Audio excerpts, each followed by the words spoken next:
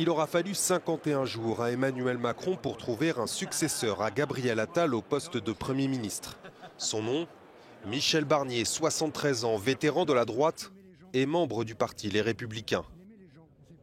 Si son chef de file Laurent Wauquiez accueille favorablement sa nomination, celle-ci suscite des avis mitigés de la part de l'extrême droite. Depuis l'annonce de la nomination de Michel Barnier, le Rassemblement national continue de laisser planer la menace d'un vote de censure à l'Assemblée. À gauche, plusieurs voix s'élèvent pour dénoncer cette nomination, à commencer par celle des dirigeants des forces rassemblées au sein du nouveau Front populaire, arrivé en tête aux législatives fin juin. Leurs critiques se concentrent sur le président Emmanuel Macron. Un Premier ministre qui n'a rien à voir avec le résultat des élections. C'est pourquoi il y va tout autant de la démocratie, du refus de la monarchie présidentielle, que du respect de soi-même dans cette situation. Député durant 15 ans, nommé pour la première fois ministre en 1993 avant de rempiler à 3 autres reprises sous les présidences de Jacques Chirac puis Nicolas Sarkozy, 2 fois commissaire européen et plus récemment négociateur en chef du Brexit, Michel Barnier devra user de toute son expérience et de ses talents de conciliateur pour trouver un chemin dans une Assemblée nationale très morcelée. Le plus grand remaniement gouvernemental de l'Ukraine depuis le lancement de l'invasion à grande échelle du pays par la Russie en février 2022. Une douzaine de nouveaux titulaires accèdent au plus haut poste du pouvoir, au gouvernement comme au sein de l'administration présidentielle. Objectif pour Volodymyr Zelensky, renforcer l'État et insuffler une énergie nouvelle faute d'élections, suspendue sous la loi martiale. It is important to understand that in Ukraine, cabinet ministers is basically the only governmental body that can be reshuffled during the time of war, during the martial state. We cannot have elections of parliament, we cannot have elections of president. But of course, we need new energy, we need new people, we need new approaches, at least in government. En fin d'année dernière, 4 900 000 Ukrainiens vivaient à l'étranger en exil à cause de la guerre, soit environ 13% de la population totale du pays. We do expect organization of even new ministries due to the the situation that we have so many people abroad and we have to have this better communication with them. So just Minister of Foreign Affairs cannot do that. Un changement d'équipe à un moment crucial pour l'Ukraine, un mois après le lancement de l'incursion de ses forces en territoire russe, et alors que l'armée ukrainienne recule face aux assauts des troupes de Moscou dans la région orientale de Donetsk.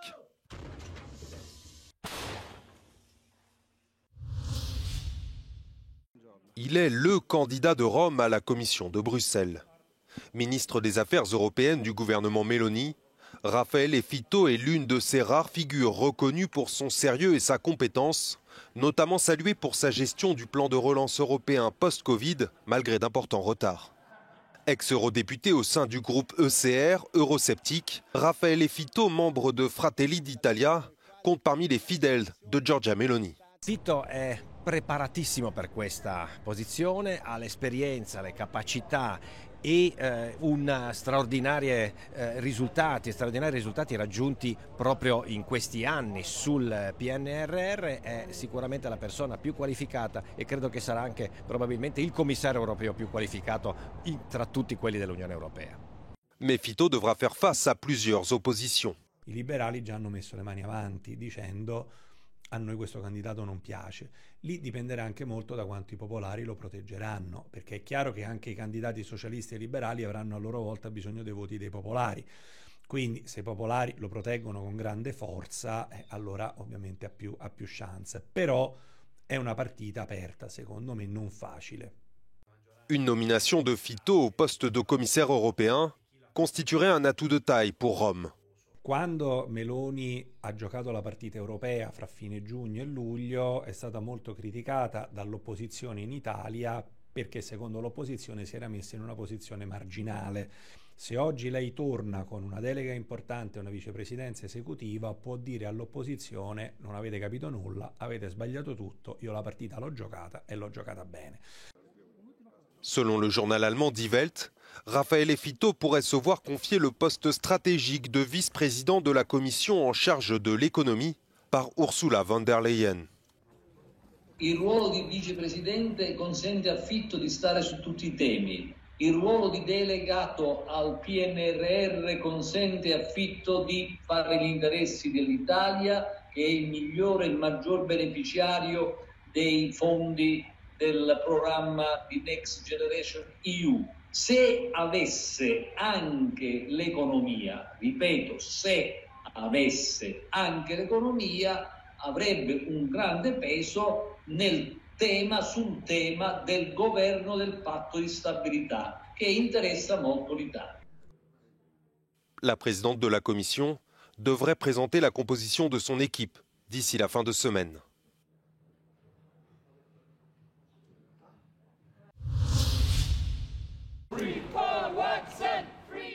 Ils étaient une dizaine de députés européens ce jeudi devant l'ambassade du Danemark à Bruxelles pour réclamer la libération de l'activiste Paul Watson. Leur mobilisation intervient après la décision mercredi de la justice groenlandaise de prolonger sa détention de 28 jours. Arrêté en juillet, le célèbre défenseur des baleines, connu pour ses méthodes radicales, était sous le coup d'un mandat d'arrêt émis par le Japon qui réclame son extradition. C'est une affaire à la fois de droits de l'homme, parce qu'on parle d'envoyer un homme dans un pays qui ne respecte pas le droit des accusés, le Japon, mais c'est aussi une affaire évidemment de protection des défenseurs de l'environnement, parce qu'on a une criminalisation du mouvement écologiste dans son ensemble. We have to stand up for Paul Watson, who is currently under arrest for defending our livelihoods, for protecting the nature and the seas, and stopping Japan's illegal whaling practices. Les avocats de Paul Watson ont fait appel de cette décision et une nouvelle audience a été fixée au 2 octobre.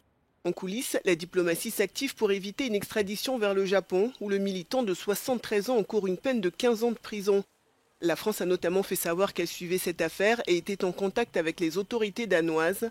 La chasse à la baleine est une activité critiquée à travers le monde. Quelques pays la pratiquent encore, comme le Japon, l'Islande et la Norvège.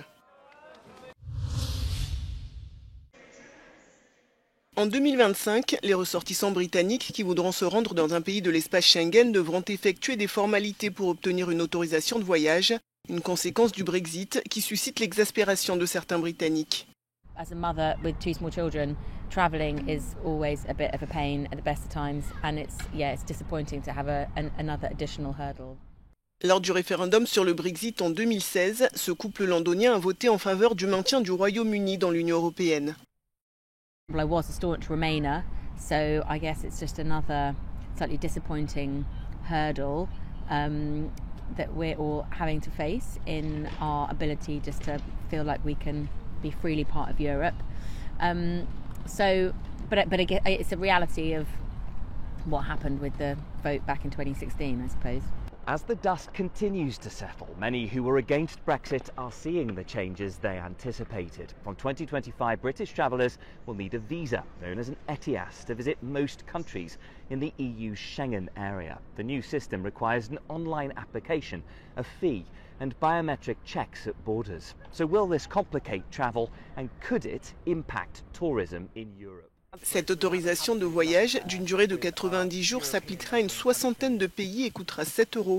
Selon cet expert, ces nouvelles démarches administratives n'auront pas un effet dissuasif sur les touristes britanniques. Unfortunately, this is a reality of post-Brexit travel, and we asked to be deemed a third country when we left the European Union, and this is extra red tape and extra layers of complexity when it comes to travel. But I think if we look in the grand scheme of things, I think it's completely acceptable and understandable that the EU wants to strengthen their borders, and unfortunately that comes at a cost. Au Royaume-Uni, les professionnels du tourisme estiment que le Brexit a porté un coup à l'image du pays. Ils déplorent également la baisse du nombre de visiteurs européens, notamment français et allemands, qui doivent désormais se munir de passeports pour se rendre au Royaume-Uni. Ce mur, construit au cœur de la forêt polonaise de Białowieża, sépare depuis 2 ans la Biélorussie à ma gauche de la Pologne. Un rempart contre l'afflux de milliers de migrants dont Minsk est accusé d'orchestrer le passage en force vers l'Union européenne. Un sujet qui polarise plus que jamais l'opinion polonaise.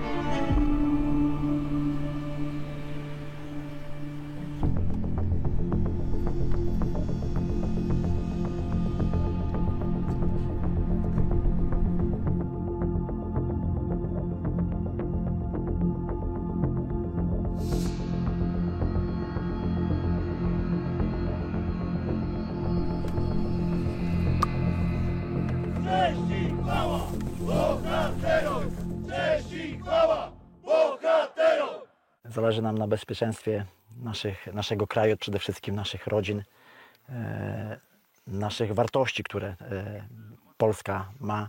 Jakby chodzimy też wzdłuż tutaj pogranicza, żeby jakby zatrzymywać tą falę nielegalnej imigracji.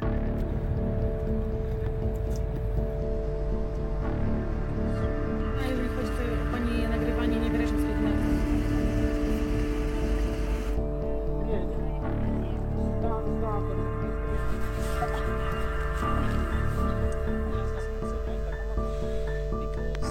J'aimerais rester en Pologne parce que tel que ce qu'on m'a fait au Cameroun, si je rentre là-bas, c'est seulement la mort.